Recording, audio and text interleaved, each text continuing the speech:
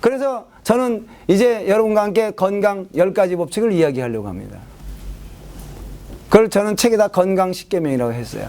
그러니까 건강 10가지가 뭔가?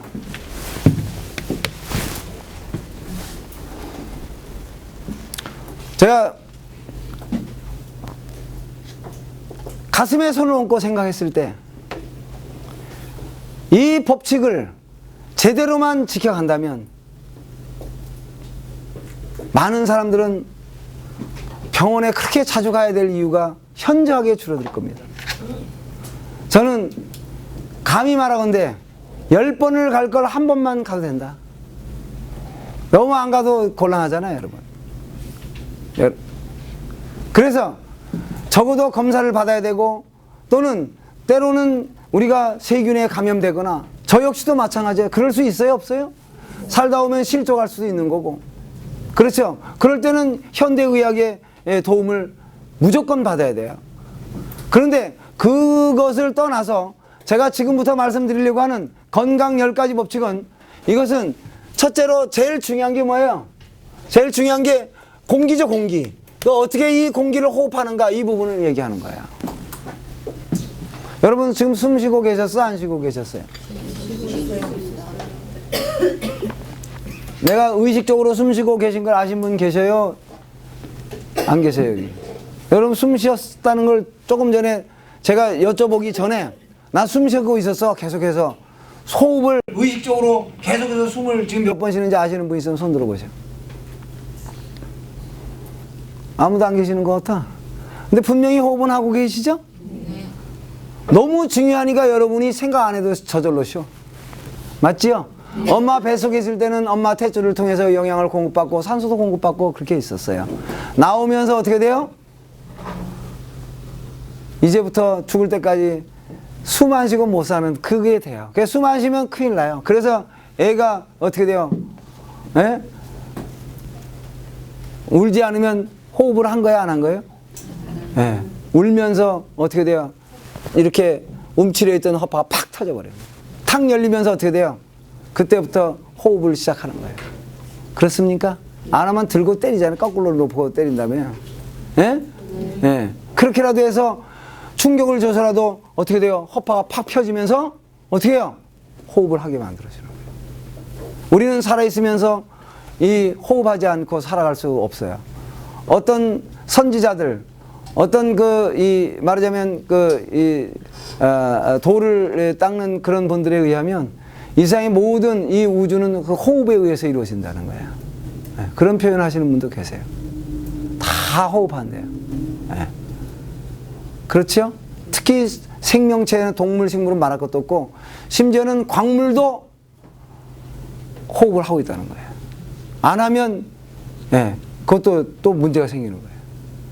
자, 그래서 여러분, 저는 그런 면에서 보았을 때, 공기가 너무 중요하기 때문에 돈을 바꾸셨어? 아니면 그냥 하는 거예요, 여러분? 숨 쉴 때 돈 주신 분 있으면 손 들어보세요. 공짜로 쉬었죠? 너무 귀하니까. 돈으로 환산도 못하고. 누구나 다 공짜로 쉬라고 그냥 준 거예요. 두 번째가 물이에요, 물. 근데 이 공기를 어떻게 들이마시고 어떻게 내버리냐? 들이마시는 게 더 중요해요? 내쉬는 게 더 중요해요? 내쉬는 것부터 배웠어요. 태어나서 엄마한테 먼저 내쉬고 그 다음부터 팍 열리면서 내쉬고 그 다음에 들어오는 거예요. 여기도 인체 정화도 이제는 그래 뭐예요? 먼저 버리고 비우고 채워라. 이게 좋은 것으로 채우려면 한번 비워야 돼. 이게 인체 정화예요. 그쵸? 그래서 숨도 날숨과 들숨이 있다면 날숨. 호가 뭐예요? 호가 내쉬는 숨을 호라고 그래요. 흡은 들이마시는 거예요. 그렇지요? 흡호 이러는 분이 있어? 흡호? 호흡이죠? 우리말로도 주고받는다고 그러죠? 그렇죠? 예. 먼저 주고받는 거예요. 그래서 잘 주는 사람이 받을 수 있어요. 그렇죠, 여러분?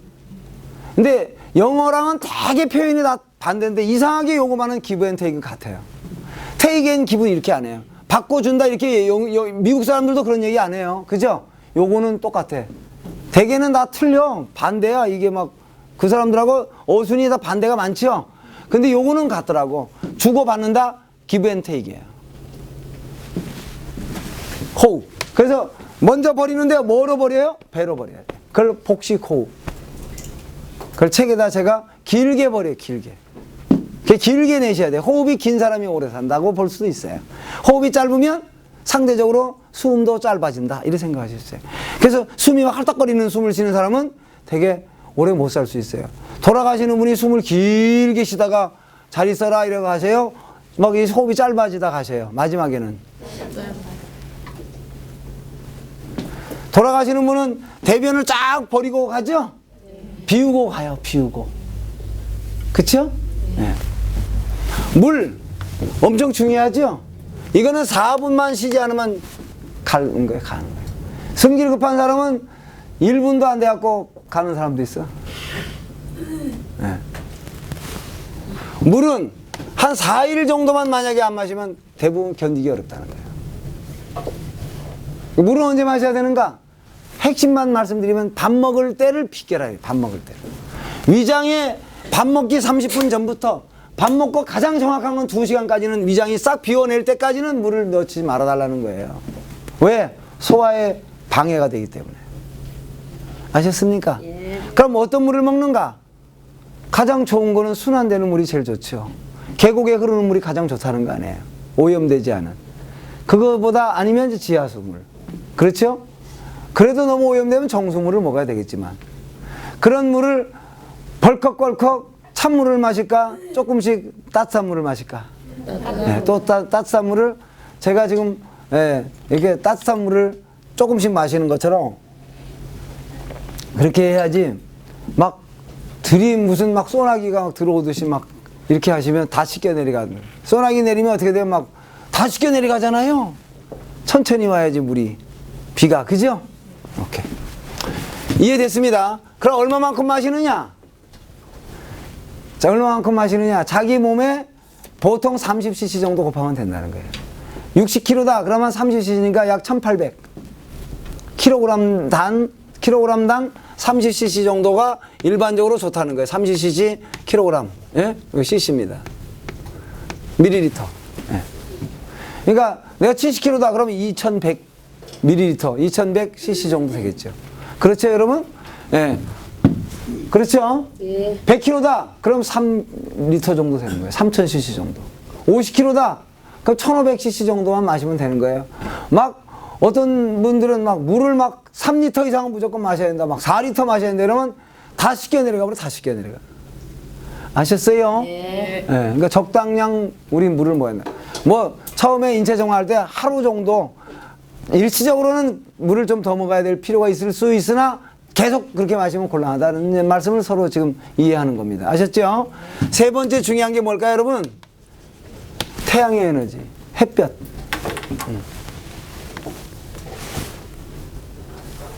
햇볕이 이렇게 중요하다. 이거는 이제 우리가 에어, 또는 워터, 이게 선샤인이에요, 선샤인. 태양의 에너지 없이는 이 지구상의 모든 생명체는 살아갈 수가 없어요. 그렇지요? 안 그래요? 예. 예. 사실은 우리는 땅에서 들어온 그런 그 영양소와 태양의 에너지에 의해서 있는 그 두 가지가 사실은 우리 몸이 형성된 거예요. 그래서 껍질을 먹으라는 거예요. 껍질 속에는 그런 성분들이 굉장히 많아요. 태양의 에너지 굉장히 많이 보존되어 있어요. 예. 근데 그 먹는 거 말고도 우리는 어떻게 돼요? 태양의 에너지를 자꾸 받아야 돼요. 단, 뚱뚱한 사람은 날씬해진 다음에 받으라는 거예요. 왜 그러냐? 뚱뚱한 사람은 지방세포가 너무 많은 사람들은 과산화 지질이 형성된다는 거예요. 태양의 에너지와 같이. 비타민 D가 형성되는 게 아니라 뭐가 생긴다? 과산화 지질.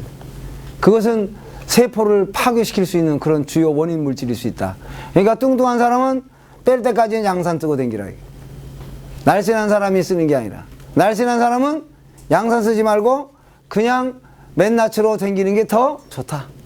물론 너무 오랫동안 노출되면 얼굴이 화상을 입을거나 또 색소가 침전되거나 하기 때문에 너무 오래는 곤란하지만 그럼 어느 정도가 좋은가? 얼마나 되느냐? 겨울에는 좀 더 많이 노출되고 여름일수록 잠깐씩만 노출돼도 된다. 아셨죠? 동양인들하고 서양인들 놓고 봤을 때는 동양인들보다 서양인들이 훨씬 더 노출이 더 많이 되더라고요. 왜냐하면 서양 사람들은 색깔이 어떻게 돼요? 희잖아요. 네, 그러니까 더 많이 노출 안 되면 피부 질환이 올 수 있다고 그러더라고요. 네. 그래서 보통은 여름 같은 경우는 5분 정도에서 10분 정도. 될 수 있으면 10시 정도의 햇볕이 좋다고 그러죠. 네. 겨울에는 한 30분 정도 노출돼도 별 무리 없다. 봄, 가을은 한 20분 정도. 근데 아주 심한 중증에 걸렸다. 저는 한 1시간씩 노출돼도 큰 무리가 없다라고 생각하는 사람이에요. 겨울 햇볕 같은 경우에 1시간 아니라 더 받아야 될지도 몰라요. 따뜻한 곳에 양지역에 자기가 어떻게 돼요? 많은 태양의 에너지를 받아들이기 좋다. 저는 그렇게 봅니다. 그래서 아주 중증 환자 이런 분들은 이 태양의 에너지 꼭 많이 받으셔야 됩니다. 일부러 받아요. 일부러. 네 번째는 뭐예요? 영양이에요. 영양. 뉴트리션. 이게 뭘까요? 영양은 이제 아까 했습니다만은 영양소는 가장 좋은 건 뭐예요? 본래 있던 모습이에요. 다시 얘기하면 그야말로 내추럴한 거. 자연을 그대로 우리가 담아 있는 것을 그대로 먹는 게 제일 좋은 방법이다. 그 중에 이제 어쩌다 우리가 이제 소화가 잘 안 돼서 익혀서 먹는 거는 이해할 수 있어요. 그 다음에 위생적인 것 때문에 열을 가해서 세균을 죽이는 것까지는 이해가 돼요. 아셨어요? 네. 그러나 할 수만 있다면 날 것을 먹을 수 있으면 더 좋을 수 있는 게 더 많다. 채소라든가 과일이라든가 이런 것들은 웬만하면 어떻게 돼요? 날 것으로 먹을 수 있으면 좋겠다. 잘 씻어서. 네. 그런 거죠. 그런데 그런 것은 이제 천연적인 걸 먹는 건 굉장히 좋은 방법인데 중요한 건 어떻게 섭취하느냐도 중요해요. 언제? 어떻게? 언제? 언제일까요? 아무 때나가 아니다라는 얘기예요. 그래서 아침은 먹을 거냐 말 거냐? 저는 현대인들은 가급적이면 중노동을 하거나 육체노동을 하지 않는 이들은 굳이 아침을 먹으려고 기를 쓸 필요 없다. 스트레스를 받는다든가 주로 화이트 칼라에 속하고 주로 두뇌를 쓰는 거고 활동량이 적은 사람은 어떻게 돼요? 아침 먹지 않아도 돼요. 거기서 특히 하나 더 단서를 단다면 첨가를 한다면 저녁에 과식을 하거나 늦게 먹은 사람은 무조건 아침 안 먹는 게 좋다 이런 얘기예요. 아셨어요? 예. 왜? 저녁에 많이 먹었기 때문에 아침이라도 쉬게 해줘야 돼. 아침이라도. 네. 아침에는 보통 자기 체온을 올리기 위해서라도 배설을 시킵니다. 소변도 자주 나오게 하고 자꾸 몸에 있는 그런 것들을 빼내려고 그래요. 수분도. 그래서 몸을 뜨겁게 달궈주는 시간이 아침이에요. 그때 밥을 먹으면 그게 잘 안 돼요. 근데 육체노동을 많이 하는 사람은 괜찮아요. 이해되시죠? 네. 그래서 그러면 점심 저녁을 먹으면 된다는 얘기죠. 그래서 육체노동을 많이 하고 이런 경우라면 옛날에 우리가 농사짓고 이런 분들이라면 아침을 많이 먹고 점심을 중간 먹고 저녁을 조금 아주 소식하는 게 좋다고 하는 게 저는 거기에 동의해요. 그래서 조찬 모임을 많이 했죠. 옛날에는 아침에 초대를 많이 했잖아요. 그쵸? 저녁에 모임을 많이 하지 않잖아요. 그쵸? 근데 지금은 아침에 하는 경우도 물론 조찬 모임도 있지만 대부분은 뭐예요? 만찬으로 저녁에 주로 뭐 하잖아요. 오찬도 물론 있겠습니다만 저녁에 거나하게 먹을 때가 많아요? 안 많아요? 왜 일 다 끝나고 같이 서로가 회포를 풀고 그러잖아요. 그러니까 아침을 가급적이면 적게 먹든지 안 먹어도 좋다. 할 수 있다면 저는 효소나 이런 것들을 잘 발효된 것이 있으면 참 좋다라고 봐요. 아침은요. 오늘 아침에 저도 그럼 그렇게 했을까요? 안 했을까요? 그랬습니다. 네. 네, 오늘도 특히 또 강의도 한번 해야 되는 날이잖아요. 그래서 더더욱이 오늘 같은 경우는 저 같은 경우는 이렇게 가면 아침을 비울 때가 많아요. 옛날에는 저는 한 끼만 굶어도 못 견디는 사람이었어요.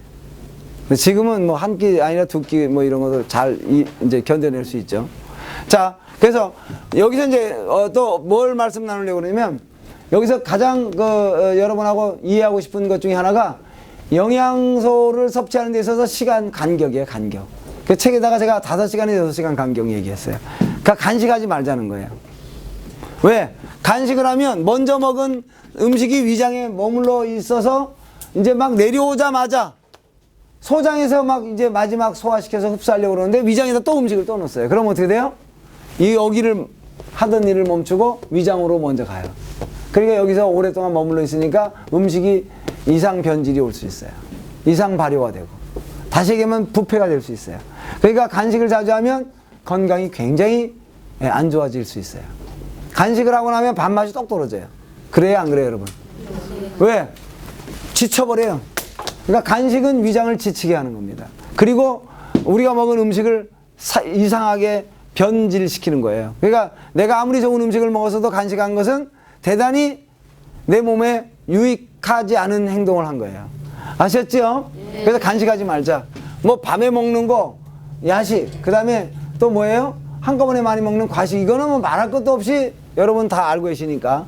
그렇죠? 그거 좋지 않죠? 자, 이제 그렇게 가고, 그 다음에 자연 그대로 껍질채로 먹는 게 좋겠다. 할 수만 있다면. 그런 얘기예요. 그 다음에 딱딱한 곳에 들어있는 것들은 될 수 있으면 적게 먹자. 딱딱한 것은 뭐예요?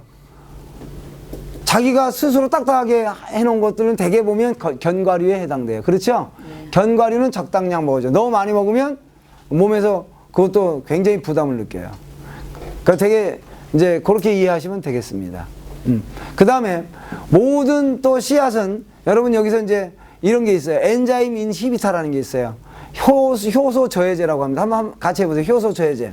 효소 저해제. 효소 저해제란 무슨 뜻이냐? 모든 생명체는 자기를 보호한다고 그랬어요. 그렇죠? 아까 미역도 자기 보호하려고 한다고 그랬죠? 그렇잖아요? 대개 식물일수록 자기를 더 보호하고 싶어요. 동물은 도망이라도 가지요. 식물은 도망도 못 가. 그래서 식물마다 다 나름대로의 향을 갖고 있어요. 그 향은 뭐예요? 자기를 해치려고 하는 해충에 대항하는 향이에요. 그러니까 식물은 말이죠. 그러니까 무슨 벌레가 왔다. 그럼 그 벌레가 싫어하는 향을 내든지 아니면 그 벌레를 잡아먹는 천적이 아주 좋은 향을 내뿜어버려요. 그럼 천적이 얼른 날라와갖고 걔를 탁 잡아가게 해주는 거예요. 이게 파이토케미칼일 수 있다는 얘기예요. 허브향일 수도 있고. 아셨습니까, 여러분? 그렇죠? 근데 이제 꽃은 또 달라요. 꽃은 어떻게 돼요? 나비나 벌을 와서 자기를 수정시켜 달라고 일부러 향을 내는 거예요. 그 향은 또 다른 향이에요. 그렇죠? 예. 자, 여러분.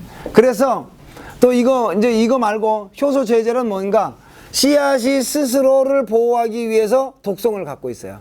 마치 보고알이 독성을 갖고 있듯이. 예. 살구씨에도 독성을 갖고 있듯이.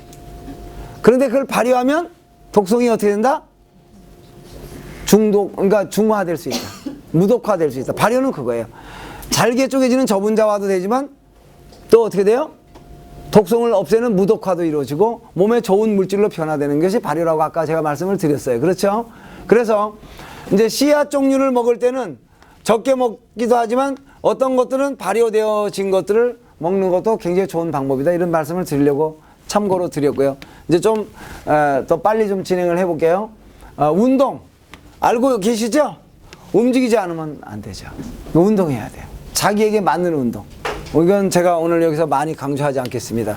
6번째 휴식. 휴식은 뭐예요? 잠을 어떻게 해요? 잠을 자야 되는 것이 가장 중요한 휴식의 이제 말하자면 요소 중에 하나예요. 언제 자느냐? 언제 자야 될까요? 밤 10시부터 2시 사이에 잠들어 있어라. 특히 큰 중병에 걸린 분은 9시부터 3시까지, 밤 9시부터 3시까지 잠들어 있으려고 노력하라. 그 시간에 회복하는 시간에. 그 시간에 멜라토닌 호르몬이 나오고, 그 시간에 호르몬들이 다 정리가 되고, 균형을 잡아주고, 우리 몸에, 그러니까 말하자면 흐트러졌던 회로를 다시 정상으로 다, 그러니까 정리정돈해주는 시간이 언제다? 밤에 10시부터 2시 사이에 그런 일이 일어난다. 그러니까 그 시간을 우리는 놓치지 않도록 노력해야 되겠다. 그렇죠? 예, 그렇게만 핵심만 잡아가면 좋겠고요. 그 다음에 이제 7번째가 이제 절제죠, 절제.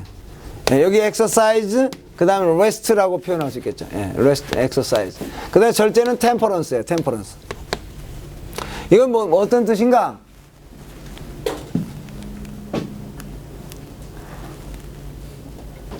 절제해야 될 게 있어요. 술과 담배 절제해야 되죠? 커피, 카페인이 많이 들어있는 음식을 절제해야 되죠? 청량음료, 적당히 마셔야 되겠죠? 그렇죠? 예. 이런 것들을 의미할 수 있어요. 어쩌면 여기는 운동도 마찬가지예요. 운동도 너무 막 죽기 살기로 막 경쟁하는 운동 있잖아요.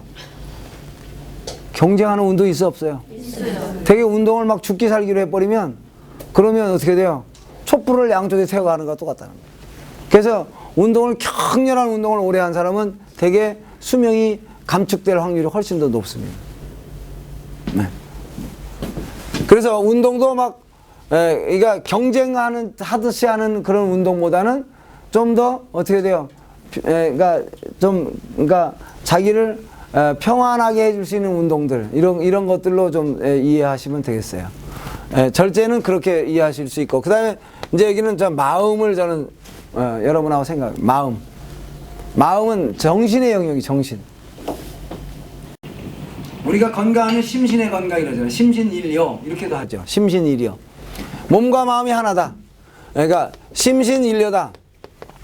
그러니까 몸과 마음이 하나인데 이 마음의 영역에 따라서 우리 신체는 그대로 어떻게 돼? 변화가 같이 따라와요. 그렇죠, 여러분? 근데 여기서 핵심은 뭘까? 핵심은 우주는 한 단어를 뽑으라면 우주는 사랑이랍니다. 사랑할 때 생명이 싹트고 결국은 신의 사랑이라는 거예요. 인간도 종교를 떠나섭니다.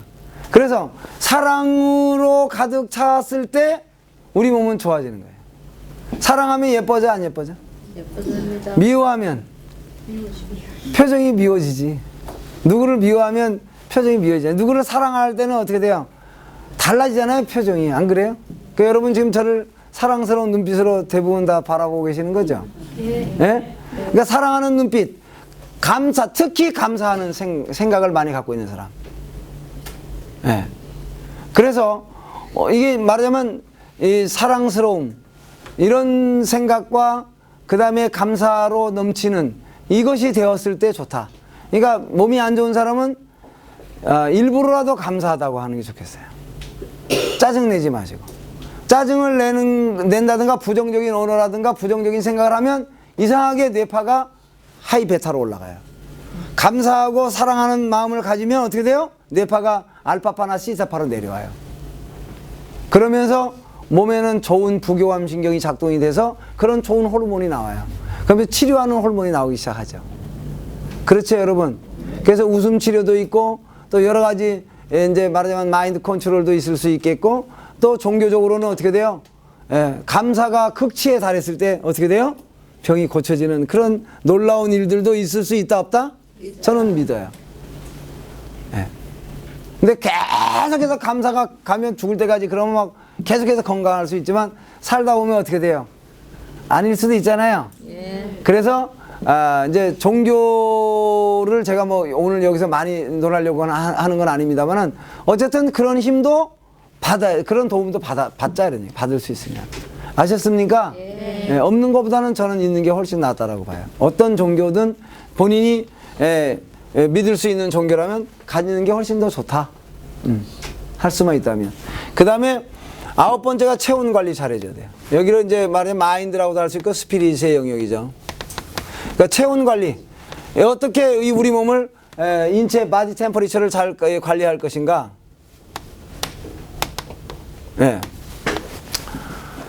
우리 몸은 체온이 낮으면 효소가 작동이 안 돼요.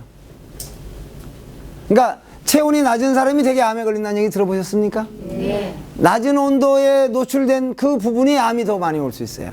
제가 책에다 하는 심장과 소장은 암에 잘 안 걸린다는 거예요. 옛날에는 거의 없었어요.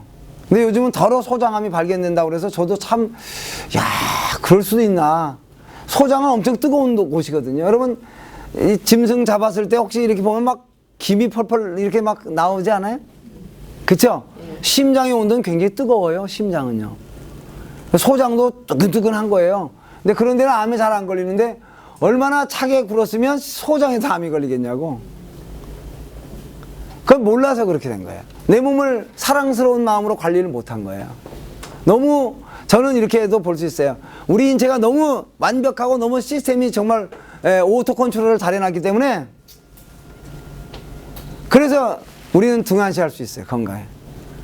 그러나 이제 우리가 오늘 지금 건강 수칙을 이해하고 있잖아요. 그래서 여기에 체온 관리를 어떻게 해요? 잘해야 돼. 몸을 뜨겁게 자꾸 해줘야 돼. 그래서 저는 족욕을 추천합니다. 족욕. 누구나 다 할 수 있어요. 족욕은요. 체질과도 관계없어요. 별로. 뚱뚱한 사람이든 뭐 날씬한 사람. 저 같은 경우는 뜨거운 물에 오래 들어가 있으면 답답해서 못 있어요. 그러니까 별로 목욕탕을 자주 안 가는 스타일이야. 잘 안 좋아해. 예. 근데 족욕은 엄청 좋아해요. 기분이 좋아요. 식탁에서 아침에 조간을 읽을 때 늘 언제부턴가 저는 물을 담그려고 노력해요. 저는 출장을 가서도 항상 욕조가 있는 그런 숙소를 먼저 검토를 해요. 그래서 최소한도 어떻게 돼요? 발이라도 뜨겁게 해줘야 되기 때문에. 네. 여러분, 발은 굉장히 중요합니다. 그래서 발을 따뜻하게 해야 됩니다. 그래서 우리가 이제 한의학에서는 우리는 수승화강이라는 게 있어요. 머리는 차게, 아래는 뜨겁게.